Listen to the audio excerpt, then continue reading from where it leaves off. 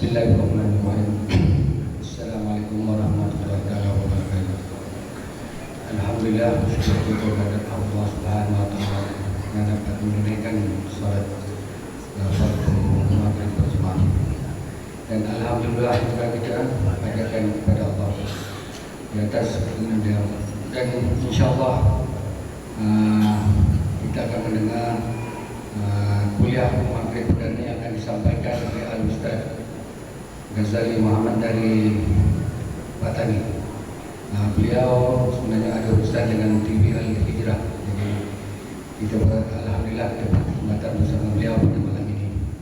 Jadi dengan tidak membuang masa, saya menjemput Al-Ustaz untuk memberi kuliah Ramadan, kuliah maghrib beliau yang akan menyentuh Ramadan yang kita tunggu-tunggukan, insyaAllah. Jadi silakan Ustaz.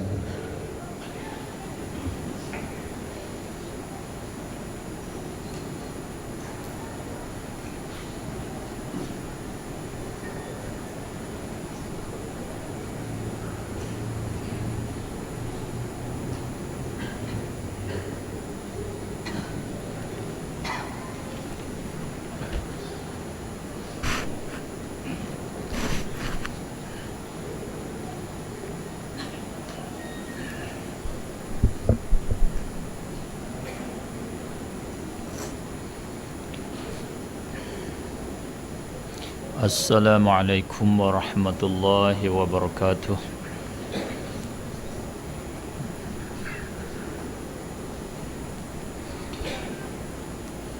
Bismillahirrahmanirrahim. Alhamdulillahi rabbil alamin. Wal 'aqibatu lil muttaqin. Wala 'udwana illa 'alal zalimin. وأشهد أن لا إله إلا الله وحده لا شريك له وأشهد أن سيدنا محمدا عبده ورسوله اللهم صل وسلم وبارك على سيدنا محمد وعلى آله وصحبه أجمعين أما بعد فإن أصدق الحديث كتاب الله وخير الهدى هدى سيدنا محمد صلى الله عليه وآله وسلم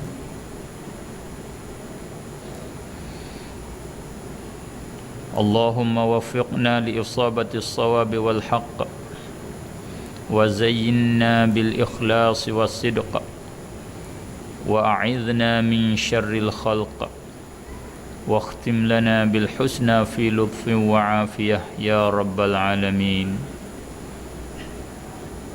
اللهم آتنا من لدنك رحمة وهيئ لنا من أمرنا رشدا ربنا آتنا في الدنيا حسنة وفي الآخرة حسنة وقنا عذاب النار. Alhamdulillah, pertama kali saya syukur dan puji kepada Allah Subhanahu wa taala oleh kerana Allah Subhanahu wa taala sahajalah yang kurnia dan memberi beberapa nikmat yang tidak habis nak bilang, tak boleh nak nilai harga. Alhamdulillah hamdan katsiran tayyiban mubarakan fih. Yang saya muliakan Tuan Imam Masjid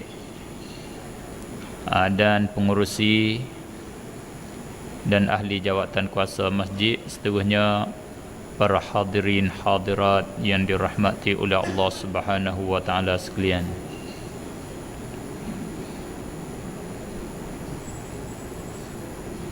Sebelum daripada saya sampaikan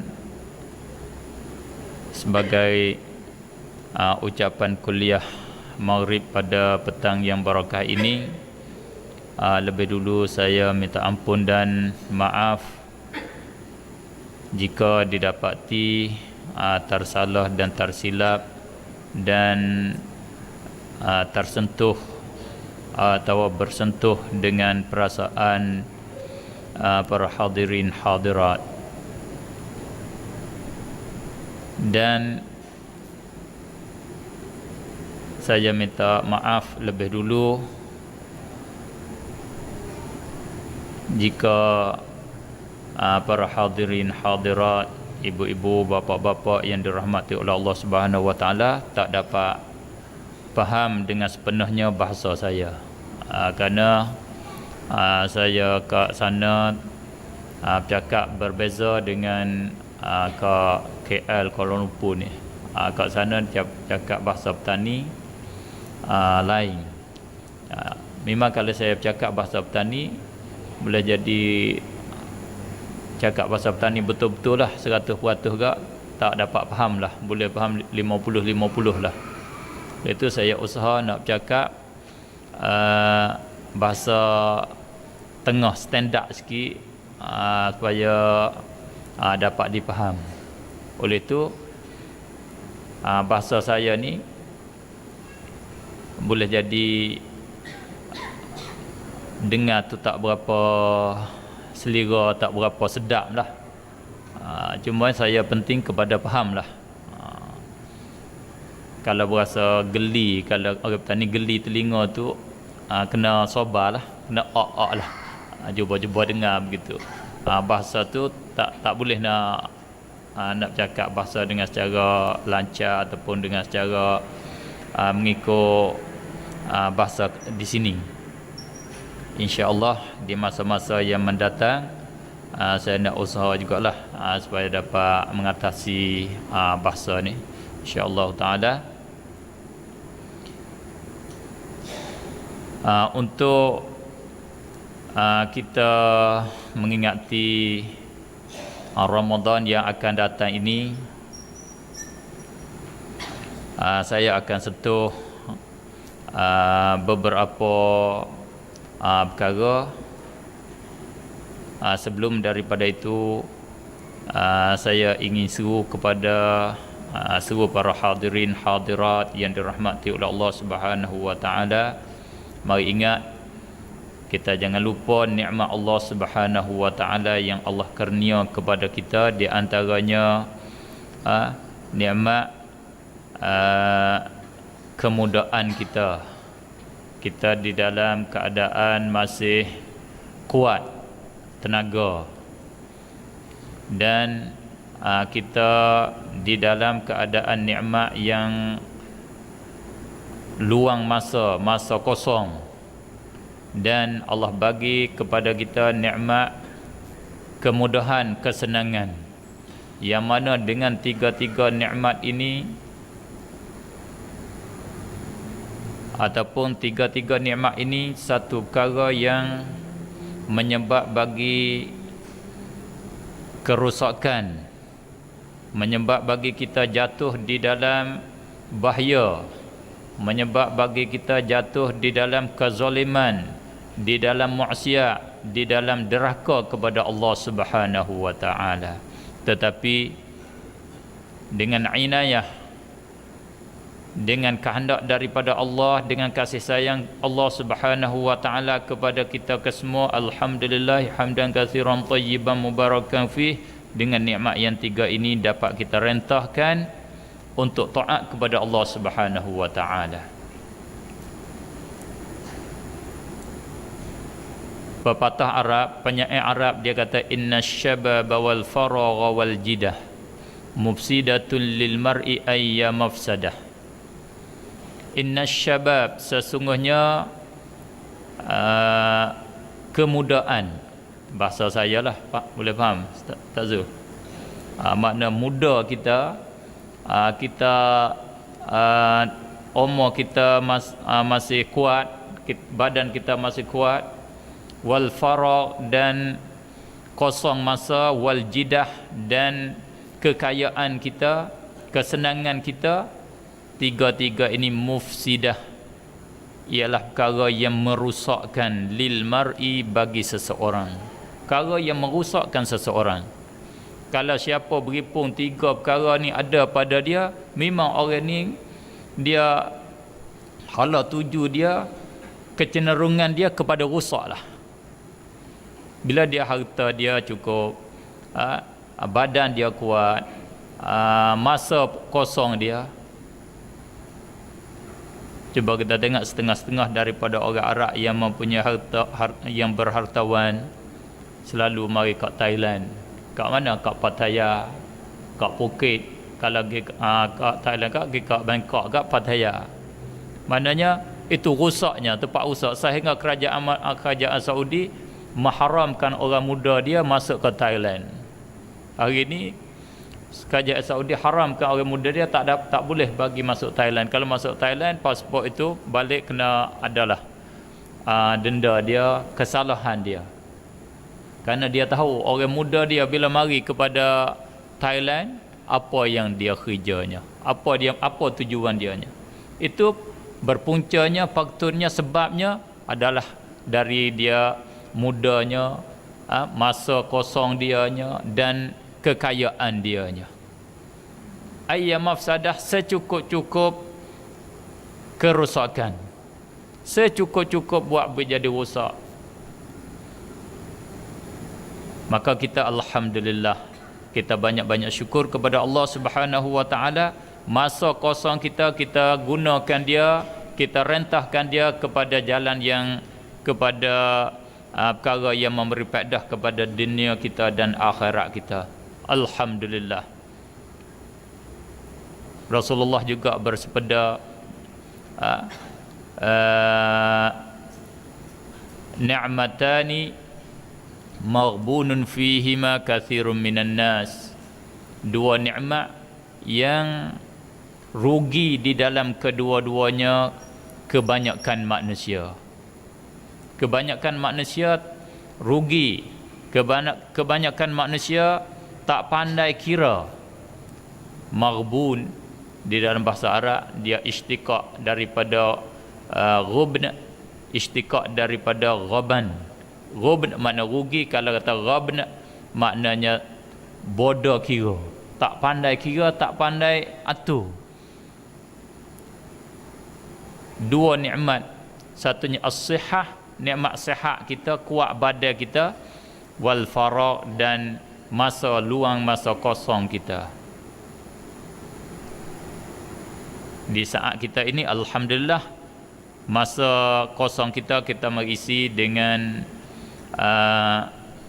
mengingatkan dengan zikrillah, dengan kata lain ingat kepada Allah dan zikir pada Allah, ingat perkara-perkara yang berhubung kait dengan agama.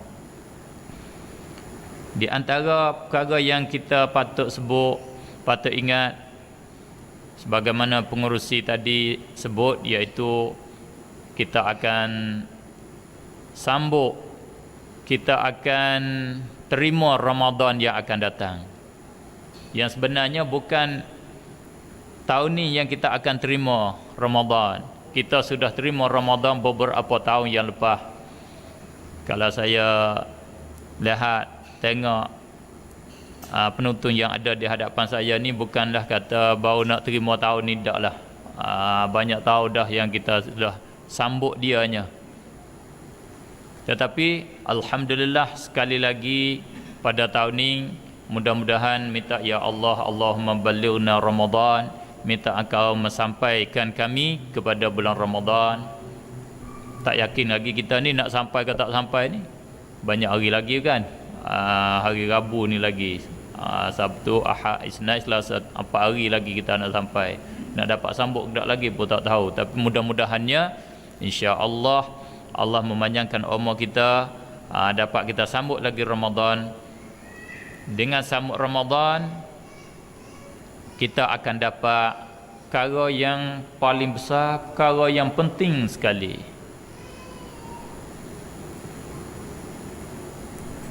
Yang sebenar kita selalu dengar penceramah-penceramah, pembayan yang memberi bayan. Makna sama saja yang saya cakap ni, sama saja yang siapa cakap pun. Kerana kita yang beragama Islam semua kembali kepada sumber yang satu, kembali kepada kitabullah dan sunnah Rasulullah sallallahu alaihi wasallam. Cumanya ada sikit pertikaian di antara yang kembali kepada sumber yang tersebut tentang fahamnya sumber yang tersebut, silap fahamnya, silap faham dan kurang fahamnya. Itu saja. Mesti kembali kepada sana ke semua. Siapa yang tak kembali kepada kitab Allah, tak kembali kepada sunnah atau hadis Rasulullah, orang itu dibilang orang yang sesak lah di dalam hidup dia, dan dia akan terima azab selepas daripada hidup dunia. Wal'iyadzabillah. Kita akan sambut Ramadan dengan kedatangan Ramadan. Bila kita sambut dia dengan mengikut sewajarnya, mengikut sepatutnya, insya-Allah kita akan dapat perkara yang besar pada hakikatnya. Tetapi kadang-kadangnya kita tak berasa kata besar, kita tak sedar kata perkara tu besar, kerana kita tak faham betul-betul, kita sendiri tak faham kehendak kita, kita sendiri tak faham apa tujuan kita, apa matlamat kita. Itu puncanya. Bukan bila kedatangan Ramadan dibahagi kepada 3 bahagian. Bahagian yang pertama, bahagian yang kedua, bahagian yang ketiga, 10 awal, 10 tengah, 10 yang akhir. 3 bahagian ni Allah membahagi kepada kita 3 perkara. Bahagian yang pertama dia bagi keampunan, bahagian yang kedua dia bagi rahmat, bahagian yang ketiga dia bagi kebebasan lepas daripada nerakanya. Alhamdulillah. Siapa yang dapat 3 ini, siapa yang dapat 3 ini, orang itu dibilang orang yang beruntung.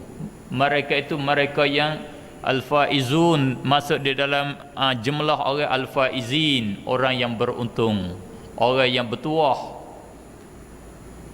Orang yang dapat gulawai, yang berlawanan dengan 3 ini, itu orang yang celaka, orang yang rugi. Gulawai keampunan, orang yang masih duduk di dalam maksiat, orang masih hidup dia di dalam kotor dosa, di dalam najis dosa dia. Orang yang tak dapat rahmat, orang yang dapat kemerkaan daripada Allah, orang yang tak dapat kebebasan daripada neraka, orang yang dapat neraka Allah, wal'iyadzabillah.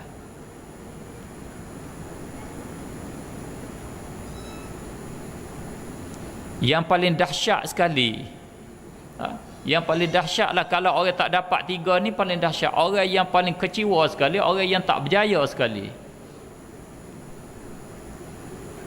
Kita patut tahu, kita patut ambil sedar, kita kena sedar bahawasanya apakah matlamat kita, apakah tujuan kita, atau dengan kata lain, apakah yang kita kehendaki. Itu penting soalannya. Orang yang sesat, dia kejar ataupun dia tak tahu apa yang dia kehendak, dia tak sedar apa yang dia kehendak, dan dia kejar, dia cari, dia usaha yang dia kehendak, tidak mengikut langkah, tidak mengikut caranya, tidak melalui jalannya, maka dia tak sampailah apa yang dia kehendak itu. Kita sedia maklum, kita semua dapat jawab dengan betul kalau soalan yang tersebut. Semua, siapa dia pun, siapa di atas dunia, jawab betul jawapannya. Sama siapa-siapa jawab, arti dia yang sama. Jawab berbagai-bagai jawapan pun sama, saya katalah, saya sangka. Apa matlamat kita? Apa tujuan kita? Apa yang kita mau? Apa yang kita kehendak? Cuba jawab masing-masing. Tak payah jawab pada saya. Jawab di dalam hati, jawab di dalam kepala, jawab di dalam zihin masing-masing. Memang sekali cuba saya kata kita jawabnya yang kita nak, yang kita maunya, tujuan kitanya iaitu senang, sedap. Itu yang kita mau. Kesemua kita ada usaha, kita nak kepada senang, nak kepada sedap. Nak sedap makan, nak sedap minum, nak sedap tidur, nak sedap bergaul, nak sedap naik matuka, kereta, nak naik motor hak sedap-sedap. Yang kita nak bukan? Maknanya nak yang sedap-sedap, yang istimewa, yang lebih-lebih. Oleh itulah kita yang baru-baru kita ada mampu sikit, kita beli motosikal. Bila kita ada kemampuan tinggi sikit, kita beli kereta kancil. Selepas pada tu kita ada kemampuan sikit, kita beli kereta lembu. Lepas pada kereta lembu tu kereta gajah, kau besar kita beli kan. Apa matlamat kita? Boleh kita tukar? Sedangkan sudah ada kancil dah, cukuplah ada kancil. Tak sedap kancil, kecil. Kita kena beli gajah. Tu sedap sikit. Boleh lari, boleh kuat sikit. Kita ada rumah sewa, tak sedap, kita kena ada rumah sendiri. Supaya kita nak tidur pun sedap, kita nak atur pun sedap. Kita orang lelaki, kita kahwin untuk cari kesedapan tu. Bila isteri kita boleh anak ramai sikit, nak cari hal lain dah, nak cari hal lain pula. Cumanya takut sikit lah ke mak tua tu. Takut mak tua tu break dulu, tak keluarkan. Begitu, kerana kesemua tu adalah tujuannya cari kesedapan. Maka kalau kita tak dapat keampunan daripada Allah Subhanahu wa taala, kalau kita tak dapat rahmat daripada Allah, memang orang itu tak dapat perkara yang dia kehendak tadi. Tak dapat. Sama sekali tak dapat. Kerana kalau orang tak dapat keampunan daripada Allah, tak dapat rahmat daripada Allah, tentu sekali dia akan kena azab Allah Subhanahu wa taala.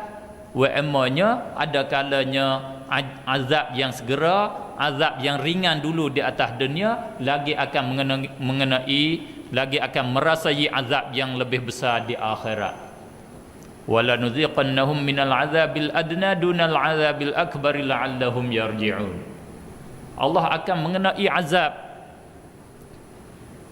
Bila kena azab, itulah tandanya tak dapat, itulah hakikat tak dapat keredaan, tak dapat perkara yang dicita-citanya. Kalaulah kita dapat keredaan daripada Allah, dapat rahmat, dapat keampunan, bila dapat keampunan daripada Allah, dapat, tentulah kita dapat keredaan, dapat rahmat. Bila kita dapat rahmat, dapatlah kebebasan daripada azab. Orang yang dapat kebebasan daripada azab, itulah orang yang dapat rahmat, dapat syurga Allah. Syurga Allah itulah tempat yang kita cinta-cinta sungguh, yang kita nak cari sungguh, di situlah. Yang kita nak makan sedap, di dalam syurga lah. Kita nak tidur sedap, di dalam syurga lah. Kita nak minum sedap, di dalam syurga lah. Kita nak kahwin sedap, di dalam syurga lah, yang paling sedap.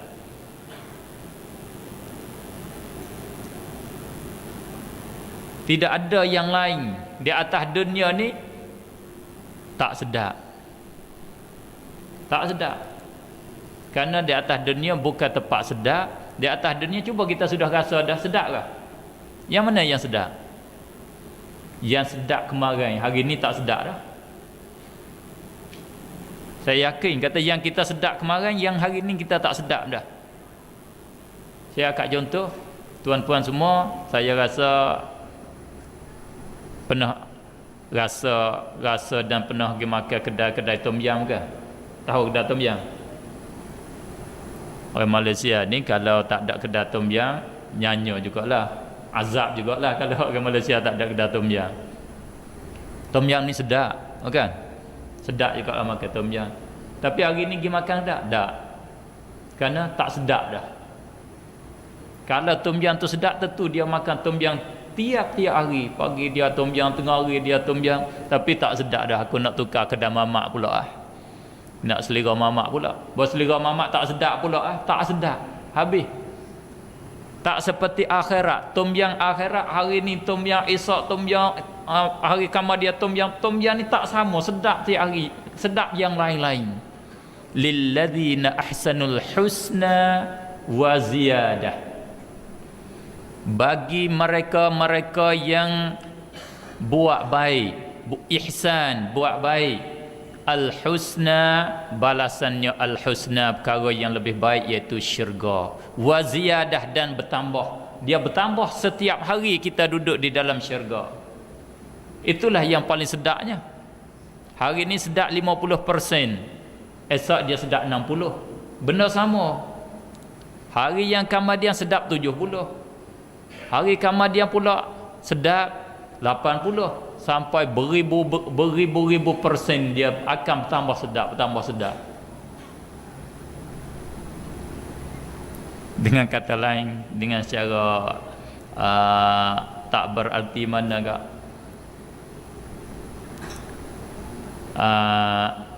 kalau tak boleh kahwin lebih daripada 2 tak sempurna lah. Kalau orang lelaki, maka di atas dunia ni payah kita nak cari nak boleh kahwin pada orang Malaysia, lebih payah. Mereka pergi jumpa dengan saya, insya-Allah boleh lah. Kat sana boleh bawa pergi ke majlis agama Islam, bolehlah tolong-tolong. Tapi saya tak boleh tolong lah, memarah kat orang sana. Maknanya itulah kita di akhirat, seorang ni paling kurangnya Allah bagi 70 orang isteri. Sampailah matlamat kitanya, sampailah tepat kosak kitanya. Maka jalan untuk menyampai kepada yang tersebut, salah satu pada jalan yang terdekat iaitu Ramadan. Ini jalan yang terdekat. 1 bulan saja kita berjalan, kita akan sampai kat situ. Yang lain tu kita berjalan jauh, berjalan tak tahu nak sampai bila dapat telucuk. Kita bawa jauh kan, kita bawa barang berat ni, kita bawa, kadang kita berat, kita lepas. Kita bertaubat kepada Allah, taubat, kita bersih pada dosa. Tapi bila jumpa dengan maksiat, berasa nak kerja pula kita. Susahnya kita. Adapun Ramadan, bila datang Ramadan, kita dapat sambut Ramadan dengan sempurnanya, insya-Allah kita dapat 3, dapat matlamat kita, insya-Allah. Insya-Allah kita Ramadan akan mendatang ini, kita akan sambut dia dengan sambut yang sewajarnya, yang sepatutnya. Mudah-mudahan dengan itu kita dapat 3 yang tersebut, insya-Allah taala. Kita azamkan dengan sepenuh hati kita, dengan sekuat-kuat azaman kita nak sambut Ramadan pada tahun ini dengan sambutan yang terbaik, sambutan yang luar biasa. Kerana kita tak yakin kata kita akan sambut pula yang Ramadan yang lagi akan datang selepas pada Ramadan ni. Bagaimanakah kita nak sambut Ramadan dengan sewajarnya? Kita kena faham beberapa perkara. Kita kena reti ataupun faham beberapa perkara yang berhubung kait dengannya. Kalau kita tak faham, maka kita tak sambut dia dengan mengikut sepatutnya, mengikut sesuainya. Di antaranya kita kena faham arti puasa, rukun puasa, bagaimanakah kita nak puasa dengan sebetulnya, mengikut kehendak Allah, kehendak Rasulullah sallallahu alaihi wasallam. Kalau kita kerja ibadat ini, bekal kita ke akhirat ini, kalau tak mengikut kehendak Allah, tak betul dengan kehendak Allah, maka percuma. free, tidak ada nilai pun di sisi Allah Subhanahu wa taala. Kalau kita sambut Ramadan, kita kejar Ramadan tak mengikut kehendak Allah Subhanahu wa taala, tak dapatlah jaminan ataupun janjian yang dijanjikan itu. Tak dapat. Free lah kita, kosong. Sebagaimana yang kita maklum, banyak orang-orang yang qiyamul lail tidak dapat daripada qiyamul lail dia itu melainkan mengantuk. Banyak ramai orang yang membaca Al-Quran sedangkan Al-Quran itu melaknat, menyumpah akan dia. Ramai orang yang bersembahyang tidak menambahkan dia melainkan menambah jauh dia dengan Allah Subhanahu wa taala daripada Allah Subhanahu wa taala. Ramai orang yang berpuasa tak dapat apa pun daripada puasa dia melainkan lapar dan dahaga. Penat dengan dia tak makan, penat dengan dia tak minum minuman. Itu saja yang dapat daripada puasa dia. Kerana apakah itu? Kerana puasa dia itu dia tidak puasa mengikut kehendak Allah Subhanahu wa taala. Tidak mengikut apa yang dikehendak oleh Sayyiduna Rasulullah sallallahu alaihi wasallam. Hanya dia puasa itu mengikut kebiasaan. Ikut-ikut saja. Dia tak faham hakikat, dia tak faham kehendak Allah Subhanahu wa taala daripada puasa itu. Oleh itu mudah-mudahannya malam ini dengan masa yang ringkas kita dapat faham perkara ini. Kita waktu Isyak jam berapa? 8.45 40 lebih kurang tu. Saya pun kata kita cakap Isyak, bukan? Lebih kurang tu lah. Kalau ada soalan sikit sebanyak, boleh dua soalan dengan cara bersurat ke, insya-Allah di belakang sebentar lagi 5 minit ke lagi saya beradulah. Maknanya di antara kita kena faham hakikat puasa. Apakah hakikat puasa yang nak jadi puasa? Hakikat puasa satunya yang besar sekali, iaitu kita kena berazam di waktu malam untuk nak puasa besok hari, yang diibarat di dalam kitab fiqh kita, ulama fiqh kata niat. Kita kena niat. Makna niat puasa, kita azam putuh untuk kita nak puasa esok hari. Kerana Rasulullah kata man lam yubayyitis siyama qabla al-fajri fala siyamalah. Siapa-siapa yang tidak bermalam, tidak berazam pada waktu malam, tidak mengatur pada waktu malam untuk nak berpuasa besok hari sebelum daripada fajar, maka tidak ada puasa baginya. Tak hasil puasa baginya. Mesti kita mengaturkan, kita kena berputus hati di waktu malam untuk kita nak puasa besok hari. Kita mesti putus dalam hati dengan kata nawaitu shauma ghadin an adai fardhi syahr Ramadan lillahi ta'ala, atau upamanya kita kata aku nak puasa besok hari untuk tunai kewajipan bulan Ramadan.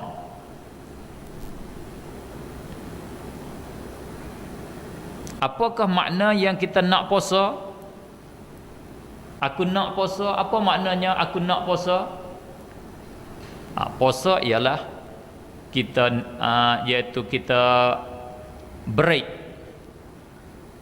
Kita break, kita tahankan diri kita daripada beberapa perkara.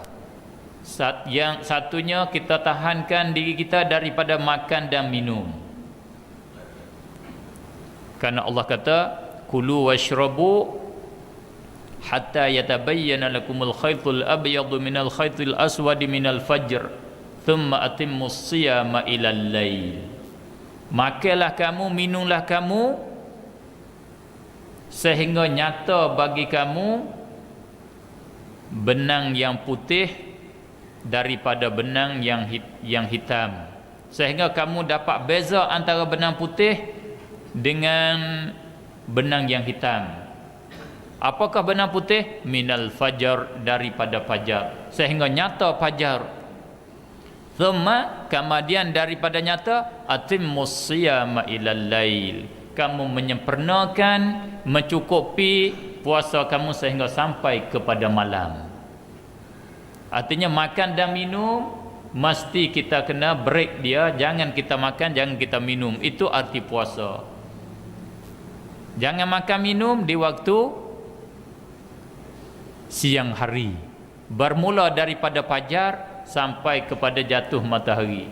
Kita kena faham siang hari pada syarak, siang hari yang dikehendaki oleh Allah, siang hari yang dikehendaki oleh Allah, dia bermula daripada fajar, minal fajri, sehingga sampai al-lail, malam pada syarak, iaitu masuk waktu maghrib, jatuh matahari. Bukan makna pada istilah, pada uruf kita siang hari iaitu bermula dengan naik matahari. Bukan. Kalau kita tak faham kat sini, kita duk makan bila orang azan ke, kita duk makan lagi, duk minum lagi, itu puasa kita tak dapatlah yang dijanji 3 tadi, tak dapat, kerana kita tak puasa mengikut kehendak Allah Subhanahu wa taala. Dan kita kena break daripada jima' isteri ataupun lain pada isteri, mana jima' tak boleh, dan memasukkan sesuatu ke dalam rongga yang terbuka. Dengan cara ringkas, tak payah saya bilangkan, iaitu kita break daripada perkara yang membatalkan puasa. Muntah, kita memutahkan, kita mengeluarkan air mani, itu perkara yang membatalkan puasa. Dan yang paling penting supaya kita nak dapat yang tersebut, itu untuk menjadi fizikal dia, untuk menjadi body dia, body puasa. Jadi body tak ada roh dia lagi, tak ada nyawa dia lagi, tak hidup lagi. Kalau kita puasa seperti demikian, puasa yang seperti demikian itulah yang dapatnya apa? Yang dapatnya lapar dan dahaga. Tak ada roh dia, tak ada lagi, injing dia tak ada lagi. Injing dia apa dianya? Ini dia yang dipaham daripada hadis Rasulullah sallallahu alaihi wasallam yang meriwayatkan dia oleh Imam Al-Bukhari rahimahullahu taala, man lam yada' qaula zur wal amala bih falaysa lillah hajatun fi an yada'a ta'amahu wa syarabah. Itu ruh yang nak jadi puasa kita, ataupun dengan kata lain puasa kita yang dikehendaki oleh Allah Subhanahu wa taala. Siapa-siapa yang berpuasa yang tak tinggal, yang tidak tinggal, yang tidak break akan cakap dusta, cakap bohong, cakap dosa dan mengerja dosa, maka Allah tidak ada hajat, Allah tidak kehendak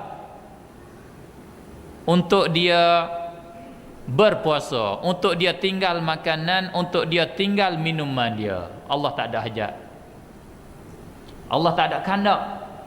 Kata kamu tak sah minum, kamu jangan minum, kamu jangan makan, kamu jangan jima' isteri. Allah tak ada kehendak. Kalau kamu tak mau tinggalnya cakap dusta, mengerjakan dosa, kalau kamu tak kehendak nak tinggal tu,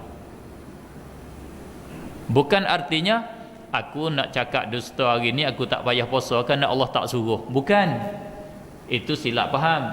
Panggil kalau kita belajar di dalam usulul fiqh, dia ada kalam tu ada baginya mafhum, ada kalam tidak ada mafhum. Kata falaysa lillahi hajatun fi ayyada ta'amahu wa syarabah, itu kalam tidak ada mafhum baginya. Kalam itu pada tempat tahzir, nak menakuti. Bukan arti Kalau kita kata ke anak kita, kalau mu tak mau duit aku, pergilah tempat yang kamu kandak itu. Kalau mu nak, mu tak boleh pergi. Bukan arti kita suruh anak kita pergi kalau dia tak nak duit kita, tak nak pitih kita. Kita nak menakuti dia saja. Makna Allah nak cerita kehendak, Rasulullah nak cerita kehendak Allah. Yang penting di dalam puasanya tinggal mengerjakan perkara yang haram. Itu yang penting.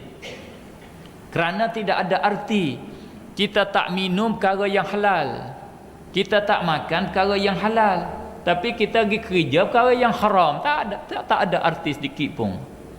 Minuman adalah perkara yang halal. Allah suruh kulu washrabu, cumanya wala tusrifu, jangan kamu melampau. Minumlah, makanlah kamu, jangan kamu melampau. Halal.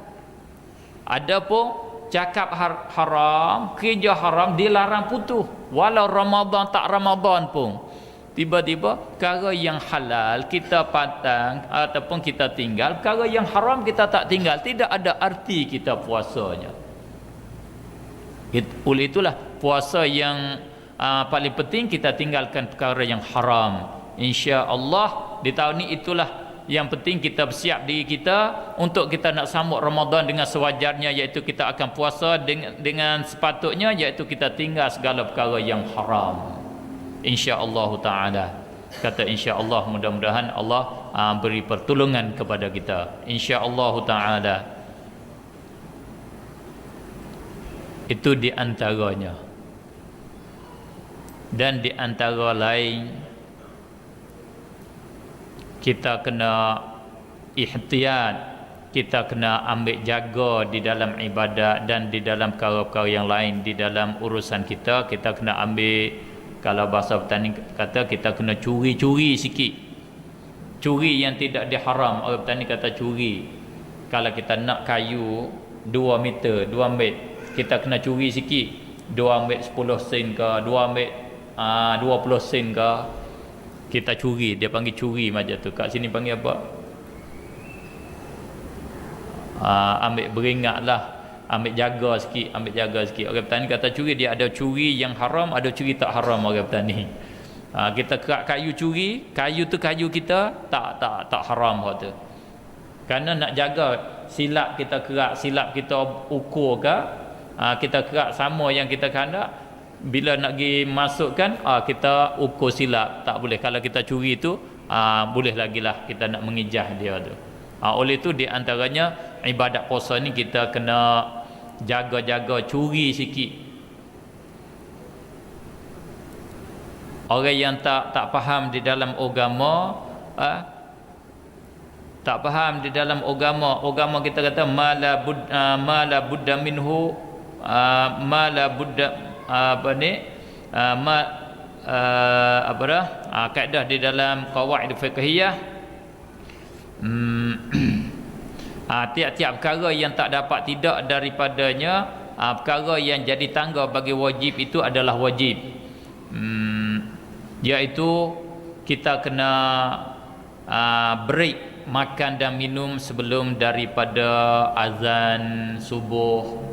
Boleh 10 minit ke, 5 minit ke, kerana kita nak curi tu. Kerana bila naik pajar, haram di atas kita makan. Bila kita makan, arti puasa kita itu sudah batal. Jangan kata bila orang Allah Akbar kita minum, bila Allah Akbar kita makankan lagi, itu salah kita. Puasa kita tak faham tu, kita tak curi, kita kena curi sikit. Itulah dibuat di dalam takwim, kata waktu imsak. Kita mesti imsak, kerana imsak itu setengah daripada ihtiyat, setengah daripada nak jaga ibadat kita supaya sempurna. Walaupun pada asalnya kalau kita yang bodoh-bodoh seperti kita ni, yang bodoh-bodoh supaya kita ni, kita kata tidak ada dalil, tidak ada asal lah pada masalah ihtiyat. Tapi bagi orang yang tinggi ilmu, dia banyak tengok kalam ulama, tengok kitab hadis-hadis Rasulullah, dia dapati ada di dalam di sana, di dalam hadis Rasulullah sallallahu alaihi wasallam, masalah ihtiyat, masalah imsak, menahankan daripada perkara yang membatalkan puasa sebelum daripada waktu fajar.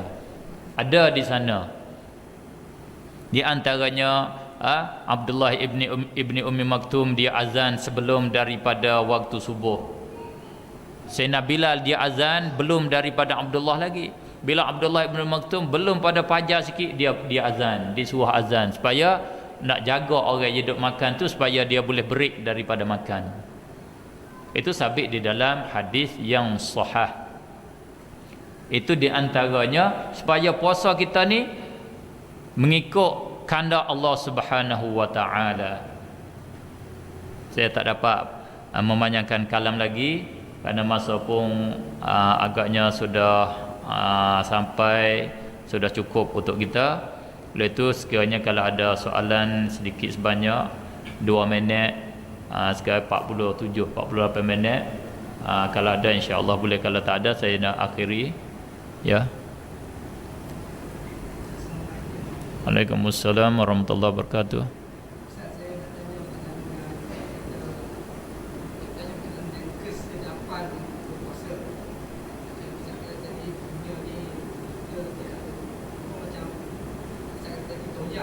Ya.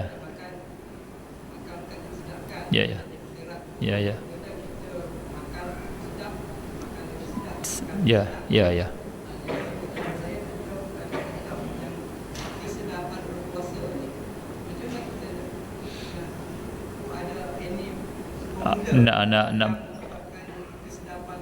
Nak berpuasa kita tu manis, nak berpuasa kita tu puasa selera seperti kita dapat makan tu. Ya, ya. Manisan sembahyang tu. Ya, ya, ya. Macam mana mananya ke dia. Dia. Ya, ya, ya. Ya, ya.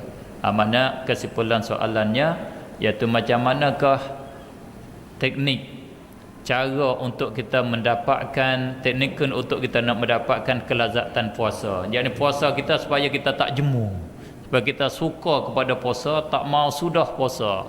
Selepas Ramadan kita nak Ramadan lagi, selepas Ramadan nak Ramadan lagi. Sekarang kita bahasa risau bla-bla, tak siapa puasa, bahasa risau bla-bla dah, bahasa susah bla-bla dah. Allah, Ramadan nak mari pula dah, puasa sebentar saja. Kita rasa risau. Orang yang dapat kelazatan dia rasa risau nak habis Ramadan, dia berasa suka nak dapat Ramadan nak datang tu dia berasa suka dah. Macam mana mereka yang dapat perkara seperti demikian? Yang sebenarnya dia mesti tanya ahli dia. Saya bukan ahli di dalam tajuk ni, saya tak dapat lagi, saya nak cerita pun tak boleh. Dia kena orang yang dapat dia tu, orang yang biasa kecap dia makan dia sedap, dia boleh dia bercerita. Mu kena buat macam ni, barulah kamu hasil yang kamu kandak. Maka yang saya boleh jawabnya, puasa baik, sembahyang pun baik, berzikir baik, kesemua ni jadi keberatan di atas kita. Semua jadi keberatan ke atas kita. Puncanya, faktornya, satu, kerana perkara ni tak setuju dengan nafsu kita, kemauan kita tak berapa terima. Adapun kalau perkara yang lebih berat pada ni, kalau nafsu kita terima, perkara ni jadi manis bagi kita. Kita tengok orang muda-muda kan, dia lari, dia hunggar main bola tu 40-90 minit, dia tak penat-penat pun. Dia patah kaki, dia main pula. Manis bagi dia kerana dia kesukaan kemauan nafsu dia. Sembahyang, puasa, zakat, haji, ke semua zikir, ini dibilangkan iman. Kalau kita baca di dalam kitab Al-Baihaqi Syu'abil Iman, dia masuk di dalam iman 73 cabang iman. Puasa iman. Bila kita nak dapat kemanisan iman, Sayyidina Rasulullah sallallahu alaihi wasallam kata, "Thalathun man kunna fihi wajada halawatal iman." 3 perkara siapa-siapa yang ada 3 perkara itu di dalamnya, dia tentu dia dapat kemanisan iman, dapat lazat solat, dapat lazat puasa, dapat lazat berzikir kepada Allah Subhanahu wa taala. Allah, saya pernah jumpa juga dengan orang yang dia tak makan 1 minggu, dia tak makan, tak apa, sedap dia, kuat dia kerja boleh, dia tak makan 1 minggu boleh. Orang kat petani, orang kat menara, dia sudah meninggal dah lah. Saya jumpa dengan dia tak makan boleh. Dia berzikir, dia kenyang dah. Dia boleh berzikir, dia kenyang. Masya Allah.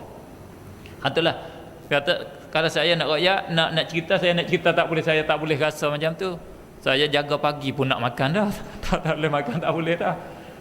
Kalau zikir kau sangat lapar, zikir kau minta lagi, perut kita kau minta makanan, cepatlah kamu pergi makanan. Kalau kita zikir, orang yang dapat ini, dia zikir, dia kenyang, dia sedap, dia jadi makanan dia.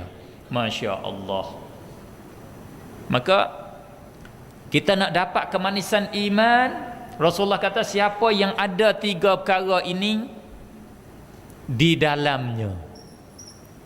Takbir Rasulullah halus, man kunna, bukan man kana, man kunna. Siapa-siapa yang adalah 3 itu, fihi, ada di dalamnya. Bukan kita ambil 3 itu mari tepat ke, kita pergi pegang dia ke, biar 3 itu masuk duk kat dalam kita. 3 itu mari cari kita, ya sudah turun ke dalam kita. Itu yang susahnya, yang payahnya. Payahnya 3 itu, dia nak bersaing ke tak dengan kita, dia nak jadi kawan kita, dia nak masuk tidur ke dalam kita ke tak, kita sebagai rumah dia ke tak. Sekarang kalau bahasa petani, dia mari duk kat serambi-serambi je, duk kat kaki 5, duk kat luar-luar je dengan kita 3 perkara ni. Dia tak ada mari duduk kat dalam kita, tak buat rumah, tak buat sarai dak. Tak jadi sarai dia, tak jadi tempat bertupu dia kita. Apa dia? Ayyakunallahu wa rasuluhu ahabba ilaihi mimma siwahuma. Nombor 1-nya ayyakunallah, bahawa adalah Allah wa rasuluh, dan rasulnya, ahabba ilaihi, lebih kasih kepadanya, mimma siwahuma, daripada barang yang lain daripada Allah, lain daripada Rasulullah. Adakah perkara ni sudah ada dalam kita? Wallahu alam lah. Saya jawab bagi nisbah dengan saya, baru duk usaha nak pergi turun, dia tak turun lagi, buka dia tak turun, tak masuk, duk kat luar-luar saja, duk sakat ni ya, sakat lidah. Bunyilah kalau tanya mengkasih tak pada Allah, ya aku kasih pada Allah. Apa yang paling kamu kasih? Ya aku, yang paling aku kasih Allah dan Rasulullah. Tapi jawab sakat halkum, tak turun kat dalam dia. Oleh kerana itulah kita tak dapat manis iman kita. Bukti kata kita, Allah bukan paling kasih, Rasul bukan paling kasih kepada kita, bila kita ada pilihan, satunya solat, yang keduanya duit pitih. Apa yang kita mendulukan? Kat sini panggil hayya 'alas salah, hayya 'alal falah, qad qamatis salatu, qad qamatis salah, Allahu akbar, la ilaha illallah. Kat sana panggil, abang, pakcik, mari pitih 100 ya, 1000 ya, 100,000 ya. Kita nak hak mana? Memang kita kata solat waktu dia luar 1 sampai jam 3.30, pitih payah nak cari. Kita mendulukan Allah, kita mendulukan pitihlah, kita kau tak akhirkan. Dia kata nak RM10,000, ya aku nak 10, tapi tak boleh sekarang. Kita mari naik kereta dulu, kita pergi buat cek ke sampai pukul 2.30. Tak sudah. Kalau kita tunggu kalau kita tak buat biar selesai ketika ini, tak dapat duit ini, nantilah sampai jam 3.30 kita akan selesai. Aku belum sembahyang lagi, tapi pitih payah, biarlah pitih dululah. Itulah kitanya, kita mendulukan dia terus. Macam mana kita nak sedap solat? Kalau kita masuk solat pun duk fikir-fikirkan, pitih tu nak dapat ke tak ke aku? Habis dalam solat kita tak ada dah solat. adanya bentuk rupa fizikal saja, tidak ada roh dia. Kebanyakan kita solat ada roh ke hari ini? Tak ada rohnya. Bukan saya dengar Habib Zaid daripada Yaman baru-baru, dan beberapa tuan guru cerita hak orang solat Allah rasa nakalnya, rasa sukanya. Orang petani kata nakal, suka. Jadi melawak, jadi apa yang melawakkan.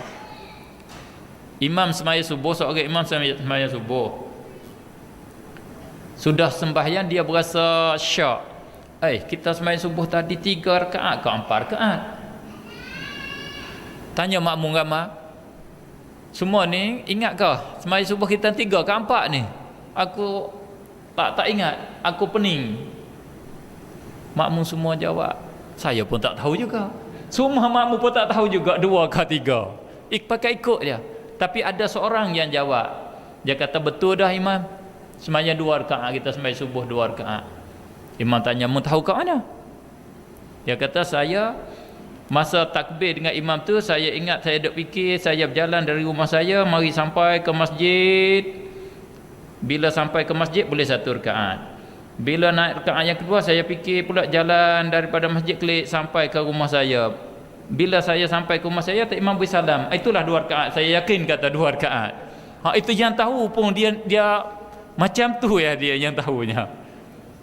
Itulah macam mana nak dapat kemanisan yang kalau kita bersolat, kalau kita beribadat seperti demikian. Seorang Maulana di India,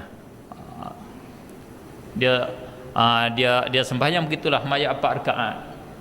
Sudah 4 rakaat dia syak seperti demikian. Dia tanya makmum dia, berapa kita sembahyang? Tak ada siapa boleh jawab. Ada seorang boleh jawab. Dia kata tak cukup 4 lagi, 3 rakaat dia kata. Tak imam solat 3 rakaat. Imam tanya, mu tahu kat mana?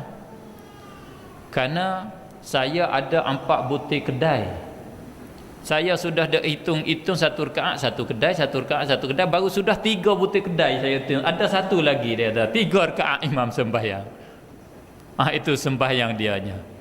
Itulah apa itu memberi arti. Artinya dia tidak kasih kepada Allah, tidak melebihi Allah di atas dunia dia.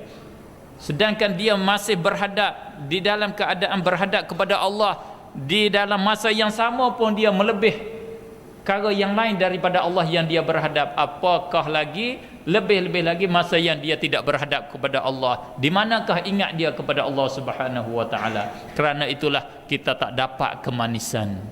Insya-Allah nak dapat kemanisan, kita melebihkan Allah. Jangan dunia kita letak ketepikan.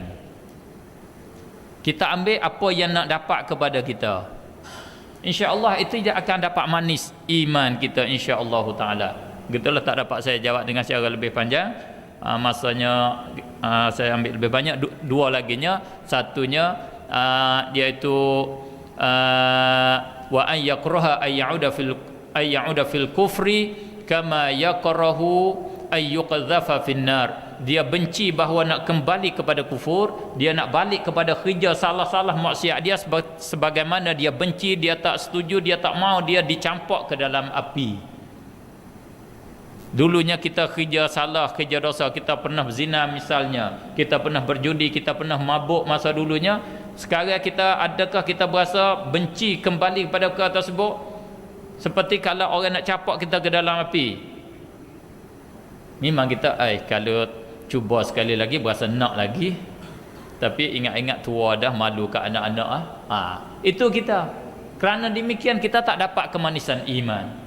Yang ketiga, wa an yuhibbal mar la yuhibbuhu illa lillah, atau kama qala Rasulullah sallallahu alaihi wasallam, bahawa dia kasih kepada seseorang, dia tidak kasih melainkan dia kasih kerana Allah Subhanahu wa taala. Kita berkawan, kita kasih antara sama kita, kasih lillah kerana Allah, bukan kerana harta dia, bukan kerana pengkak dia. Kita nak ke dia kerana dia beriman, dia orang beriman. Itu di antaranya. Wallahu Subhanahu wa taala alam. Maaf saya ambil masa lebih sikit. Sekiranya ada salah silap, di dalam ucapan saya minta banyak-banyak ampun dan maaf. Aqulu qawli hadza wa astaghfirullahal azim li wa lakum li sa'iril muslimin wal muslimat wal mu'minin wal mu'minat fastaghfiruhu innahu wal ghafurur rahim. Alhamdulillahi rabbil alamin. Allahumma shalli ala sayyidina Muhammadin nabiyil ummi wa ala alihi wa sahbihi wa barik wa sallim. اللهم علمنا ما جهلنا وذكرنا ما نسينا وانفعنا بما علمتنا اللهم أرنا الحق حقا وارزقنا اتباعه وأرنا الباطل باطلا وارزقنا اجتنابه ربنا اجعلنا من الذين يستمعون القول فيتبعون أحسنه اللهم حبب إلينا الإيمان اللهم حبب إلينا الإيمان اللهم حبب إلينا الإيمان وزينه في قلوبنا وكره إلينا الكفر والفسوق والعصيان واجعلنا من الراشدين واجعلنا من عبادك المؤمنين المخلصين واجعلنا من الفائزين في الدارين آمين آمين آمين يا أرحم الراحمين يا أرحم الراحمين يا أرحم الراحمين ربنا آتنا في الدنيا حسنة وفي الآخرة حسنة وقنا عذاب النار وصلى الله وسلم على سيدنا محمد وعلى آله وصحبه أجمعين والحمد لله رب العالمين سبحانك اللهم وبحمدك أشهد أن لا إله إلا أنت أستغفرك وأتوب إليك. Majelis mengucapkan jazakallah kepada Ustaz. InsyaAllah kalau ada rezeki kita akan dapat bersama-sama. Assalamualaikum warahmatullahi wabarakatuh.